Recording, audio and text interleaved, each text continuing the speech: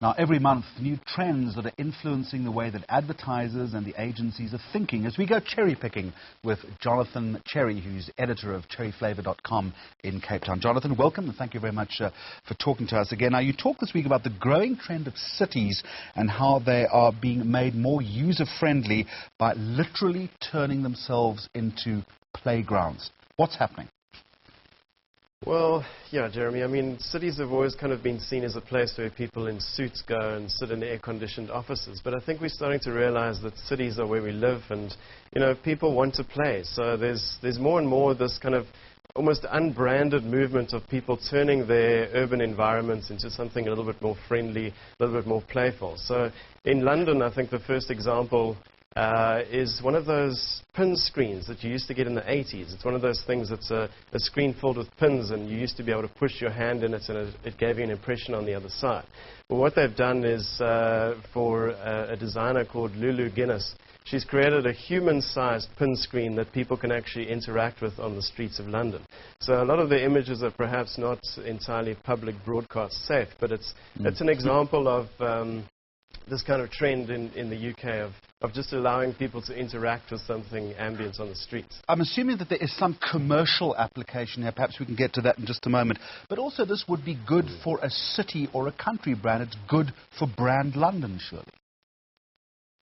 Yeah, absolutely. I mean, these cities are big, and generally they are seen as a little bit imposing and a little bit impersonal. And if a city can brand itself as a place that allows people to interact with it and play with it, you know, obviously that has huge positive influences on people to actually spend more time in the city. So it's not a case of, you know, darting out as soon as the workday is ended. It's just a little bit more of a palatable place to spend some time. Do you believe there's any commercial application to ideas like this? Well, a lot of the cool ones are very unbranded, so it's very much a case of it's a layer as part of, you know, if it is an advertising campaign, it would be an unbranded layer in that campaign. You know, I think brands are succeeding where they're not necessarily shoving their message down people's throats, but allowing people to engage in a fun way. You know, some of the stuff that we've seen in Cape Town, there's an example of something called yarn bombing or knit graffiti. The new My City bus service got a little bit of a yarn bomb a couple of weeks ago, where a crafty granny had obviously just gone and put her stamp of approval on one of the My City bus stops. And this kind of thing has even been turned into a documentary film, which I think is going to come out in a year or two, so perhaps a nice stocking filler for a granny. The other example that we have is a poster campaign that has really just been, you know, the posters are being bombed in certain places. You know, donuts outside a cop shop. Some of the DA election posters were advertising Botox for the three ladies that were photographed there. Some shower accessories, and it doesn't really have a purpose. It's just really a social experiment to see what the uptake is of people phoning and what kind of things they're asking for. I kind of get the sense that people are wary of them, and they kind of think, oh, I'm going to get sold to, so I'm not necessarily going to engage freely.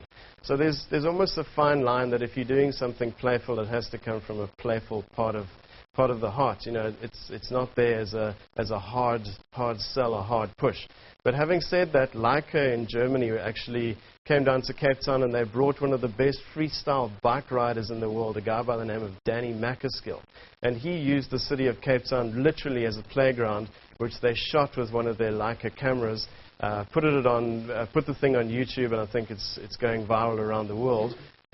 You know, using obviously the idea of the playground and someone who's got mad skills to ultimately sell Leica products. But it's one of those things which, you know, it comes from a good place, it's entertaining, and once again just showing the playground aspect of a city. So in conclusion then, Jonathan, pull it all together for us. Is there a lesson here for traditional marketers? Should they be looking at this type of activity and doing something with it or learning something from it?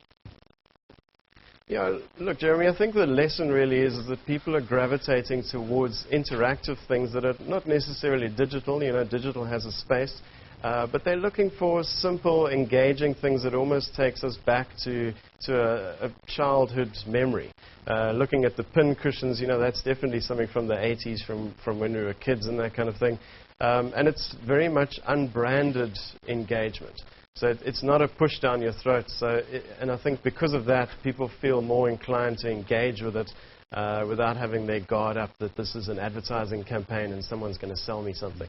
So if anything, that I think is the lesson for marketers. Always good talking to you, Jonathan Cherry, editor of Cherryflava in Cape Town. Back with us in 4 weeks' time.